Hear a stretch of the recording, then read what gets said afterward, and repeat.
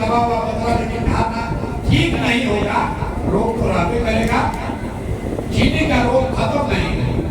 फिर आपका बाल बच्चा कोई रिश्तेदार मान लीजिए दिल्ली में रहता है, वहां पर भी आप क्या इलाज कराना, शरीर कमजोर पड़ता जा रहा है, चीनी का रोग हो जाता है, गांव देहात में आपको कहता है बड़ा कमजोर हो गए। दिल्ली में भी बड़े डॉक्टर से दिखाया, डॉक्टर ने दवा बदल दी, कोई दूसरी दवा दे दी, लेकिन उसने भी यही कहा कि भाई सुबह में उठिए, टहलिए, संयम रखिए, चीनी मत खाइए, ज्यादा खाना मत खाइए। धीरे धीरे आप आते हैं गांव, अपने घर, अपने परिजनों को, अपने को ये बताते हैं कि मेरा जीवन ऐसे ही चलने वाला है, थोड़ा संयम से रहेंगे, ठीक से चलता रहेगा। आपने मान लिया कि इससे ज्यादा सुधार नहीं हो सकता। फिर कोई आपका मित्र आया और उसने बता दिया कि भाई एक डॉक्टर आए हैं, हरिद्वार में होम्योपैथी करते हैं, वहां जाइएगा तो आपका चीनी का रोग ठीक हो जाएगा। आप भागे भागे वहां पहुंचिएगा। मेरे भाई डॉक्टर साहब से मिले, डॉक्टर साहब ने कहा, डॉक्टर साहब ने बताया कि भाई चीनी का रोग ठीक तो हो सकता है, लेकिन मेरे पास जो दवा है वो 100% गारंटी नहीं है, 50% चांस है, ठीक हो भी सकता है, नहीं भी हो सकता है। आप अगर सहमत हो तो आप ट्राई करके देखते हैं। आप क्या कहिएगा? आप ये कहिएगा कि डॉक्टर साहब जरूर ट्राई कीजिए, चलिए 50% ही सही, शायद काम कर जाए।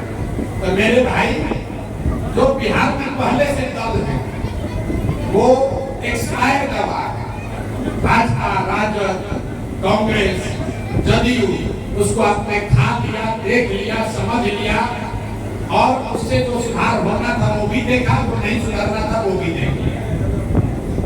जब सुधार नहीं दवा जो काम कर भी सकती है और काम नहीं भी कर सकती है, तय आपको करना है कि आप एक्सपायर दवा खाना चाहते हैं कि नया दवा ट्राई करना चाहते हैं। आप तय कर लो, आप तय कर लो। आपको मालूम है कि ये चारों दल है, इससे कुछ सुधार नहीं हुआ या बहुत थोड़ा सुधार हुआ, और उसके सामने एक नया खेल है जिसमें आपको लग रहा है, कुछ लोग बता रहे हैं कि इसमें बड़ा सुधार हो भी सकता है, लेकिन आपके मन में कई गायब खासर को भरोसा करें, शायद सुधार न भी हो तो भी आपको क्या करना चाहिए? आपको ये करना, आप यही कहिएगा कि चलिए भैया कम से कम 50% तो चांस है, पहले वाले को तो देख लिए, जांच लिए, परख लिए, उसका कोई फायदा नहीं हुआ। तो आप तय कर लीजिए रामदेवी के लोग कि आपको नई दवा खानी है, नया दवा ट्राई करना है, कि जो पुरानी एक्सपायर दवा है उसी के साथ अपना जीवन आप बिताना चाहते हैं, तय आप कर लीजिए। प्रशांत किशोर के जीवन में उससे कोई फर्क नहीं पड़ता है। प्रशांत किशोर के यहाँ विधायक मंत्री बन के बालू और शराब का ठेका लेकर पैसा नहीं कमाना है, हमको उसकी जरूरत नहीं है। हम ये काम इसलिए कर रहे हैं, इसी धरती पर हम लोग का जन्म हुआ है, यहीं पर सरकारी विद्यालय में पढ़े हैं, बाबा हमारे बैलगाड़ी चलाते थे, बाबूजी हमारे डॉक्टर थे। अब भगवान की कृपा से कुछ जीवन में हासिल हो गया, तो हमको ऐसा लगता है कि इस धरती का कर्ज है।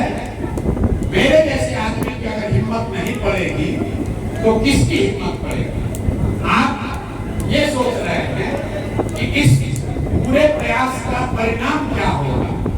मेरे भाई, आपको परिणाम नहीं देखना है, आपको ये देखना है कि ये प्रयास होना चाहिए कि नहीं होना चाहिए।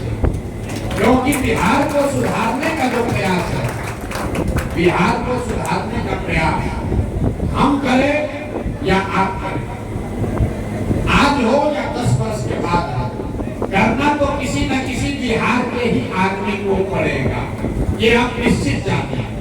तो आप तय कर लीजिए कि आपको उस प्रयास में साथ देना है, ताकि उसके परिणाम की चर्चा करते करते जीवन बिताना है। बहुत लोग बता रहे भैया बड़ा कठिन काम है, ये तो बिहार में सुधार ही नहीं सकता है, जात मत में नहीं होगा, किसी भी हालत में कितना भी आप दिमाग वाले हैं नहीं सुधरेगा। तो मैं अक्सर कहता हूँ, आपने महाभारत में अभिमन्यु की कहानी सुनी होगी। अभिमन्यु चक्रव्यूह को भेद नहीं पाए, चक्रव्यूह को अभिमन्यु तोड़ नहीं पाए, उनको घेर कर मार दिया गया।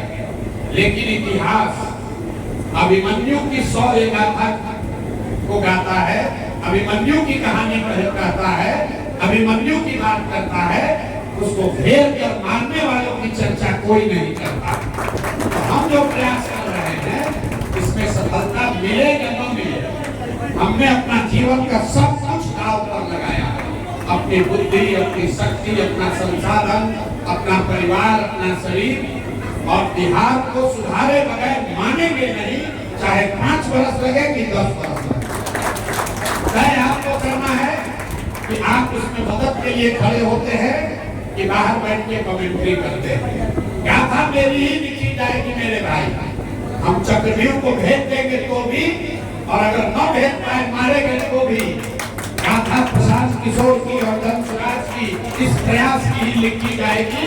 जब इतिहास लिखा जाएगा तो ये जरूर लिखा जाएगा कि 3 वर्ष किसी लड़के ने कोशिश जरूर की थी, बिहार के लोग माने न माने वो उनकी बात है। तो हम प्रयास करने आए हैं, मानना नहीं मानना आपका निर्णय है, निर्णय आपको करना है। आप जिस परिस्थिति में रह रहे हैं, अगर आपको अच्छा लग रहा है तो आप उसी में बने रहिए, और अगर नहीं अच्छा लग रहा है तो आपके पास विकल्प है। समाज में 60% आदमी कभी नहीं सहमत होगा। प्रशांत किशोर की बात छोड़िए, इस देश में लोगों ने गांधी को गोली मार दिया तो प्रशांत किशोर की क्या होता? जिस दिन देश आजाद हो रहा था, जिस दिन देश आजाद हो रहा था, अंतिम हम बात कहेंगे कि चाय पिएंगे, चाय आगे, चाय भरा, जितना चाय पिलाने का पैसा हो उतना वोट दिया। जिस दिन देश आजाद हो रहा था, आप समझिए कि आज 15 अगस्त 1947 है, उस दिन भी हजारों लोग अंग्रेजों के सैलरी पर, अंग्रेजों के यहाँ नौकरी कर रहे थे, और आजादी मिलने के बाद भी अंग्रेजों का डंका बजा रहे थे।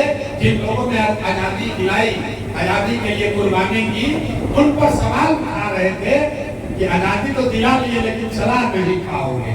तो भैया, सवाल करने वाला जीवन भर सवाल करेगा, जिसको सुधार करना है वो खड़ा होकर सुधार करेगा।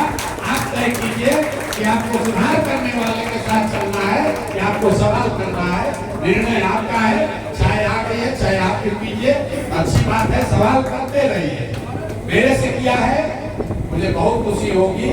अगली बार कोई भाजपा का नेता आए तो उससे भी पूछिएगा कि 15 साल से हम लोग भाजपा को वोट दे रहे हैं। प्रशांत किशोर ने भी कंधा लगाया है मोदी को वहां पहुंचाने में। 15 साल में प्रतिहानी में मोदी जी ने फैक्ट्री क्यों नहीं लगाया, ये बता देना, ये पूछ लेना, तो मैं मानूंगा कि भैया आप समझदार लोग हैं। अभी मोदी जी आए मधुबनी, अभी मोदी जी आए मधुबनी, हम क्यों चर्चा कर रहे हैं? क्योंकि हमको मालूम है सब भाजपा का वोटर है, बहुत इसमें मोदी जी के भक्त लोग बैठे हैं। हम आप जितने भक्त, जब आप मोदी को जानते होंगे, उससे पहले हमने मोदी का झंडा बुलंद किया, तब आप मोदी को नहीं जानते।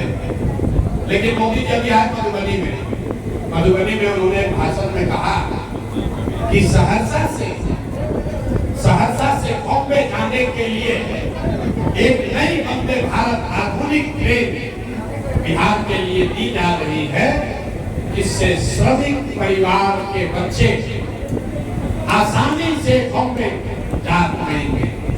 जरा इस वक्तव्य को, इस बयान को ध्यान से सुनिए। मोदी जी ने ये कहा कि आपके बच्चों के लिए, बिहार के बच्चों के लिए वो एक नया ट्रेन दे रहे हैं, जिस पर बैठकर आपके हमारे बच्चे गुजरात के फैक्ट्रियों में काम करने के लिए, मजदूरी करने के लिए जाएंगे। और हम लोग की चेतना इतनी मर गई है कि हम लोग उस पर ताली बजा रहे हैं, अरे भाई मोदी ने तो 4 गो ट्रेन दे दिया। मेरे भाई, अगर हमारी बात न समझ में आई हो तो एक बार जाकर देख लीजिए, अगर मोदी जी ने कभी जीवन में गुजरात में ये बात कही हो कि गुजरात से एक ट्रेन चलेगी जिसमें गुजरात के श्रमिक परिवार के लोग बॉम्बे और तमिलनाडु जाएंगे काम करने, हम आपको दावा कर रहे हैं एक भी गुजराती उनको वोट नहीं देगा। मेरे भाई, मोदी जी जब गुजरात जाते हैं, आप देखिए, यहाँ मधुबनी आए, उसके बाद कच्छ गए। कच्छ में उन्होंने भाषण दिया, कहा कि मेरे कच्छ में दुनिया का सबसे बड़ा सौर ऊर्जा का केंद्र बन रहा है। मोदी जी जब गुजरात जाते हैं तो वहाँ गिफ्ट सिटी की बात करते हैं, बुलेट ट्रेन की बात करते हैं, कच्छ में सोलर पार्क की बात कर रहे हैं, फैक्ट्रियों की बात कर रहे हैं। कच्छ एक जिला है जिसमें 50,000 करोड़ का इन्वेस्टमेंट हो रहा है, इसकी बात कर रहे हैं। उन्होंने उसी भाषण में कहा कि गुजरात को अभी से तैयारी करनी चाहिए कि जब गुजरात 2035 में 75 साल का होगा तो वहाँ पर क्या क्या काम होना चाहिए। वही मोदी जी जब बिहार आते हैं तो कहते हैं कि बिहार के 9 करोड़ लोगों को 4 किलो अनाज की व्यवस्था मोदी ने कर दी है और हम और आप 4 किलो अनाज पर ही वोट दिए जा रहे हैं। यहाँ पर आएंगे तो भारत पाकिस्तान का बात होगा, यहाँ पर आएंगे तो हिंदू मुसलमान का बात होगा, और गुजरात जाएंगे तो तरक्की की बात होगी। फर्क यही है, इसीलिए गुजरात में आप और हमारे बच्चे जाकर नौकरी कर रहे हैं और हम लोग यहाँ से मजदूर बनाकर ट्रेन में भेज रहे हैं। और यहाँ की राजनीति इतनी ही है कि कौन है वो ट्रेन ज्यादा दे दिया, कौन ट्रेन का वो स्टॉपेज बढ़वा दिया। इसी पर आदमी कहता है भैया नेताजी बड़ा काम करो था, पहले ट्रेन का यहाँ स्टॉपेज नहीं था, एक स्टॉपेज करवा दिए। इसी पर 5 वर्ष आप वोट दे रहे हैं। तो मेरे भाई, आपको अगर मजदूर नहीं बनना है, अगर फैक्ट्री यहाँ चाहिए, रोजगार यहाँ चाहिए, शिक्षा यहाँ चाहिए, मोदी को वोट देना है, मोदी को ही दीजिए। लेकिन कम से कम उनसे मांगिए तो सही भाई। गुजरात का आदमी मांग तो रहा है, बिहार का आदमी तो मांगिए नहीं रहा। हम लोग 12 किलो अनाज मोदी दे दिए, अयोध्या में मंदिर बनिए गया, लालू जी से बचाए हुए हैं, चलिए बोरा में भर के इनको वोट देते रहे। और अगर मोदी जी कहते हैं कि नीतीश कुमार को मान लो, तो नीतीश कुमार को हम लोग मान लें, कोई दिक्कत नहीं है। बहुत बहुत धन्यवाद।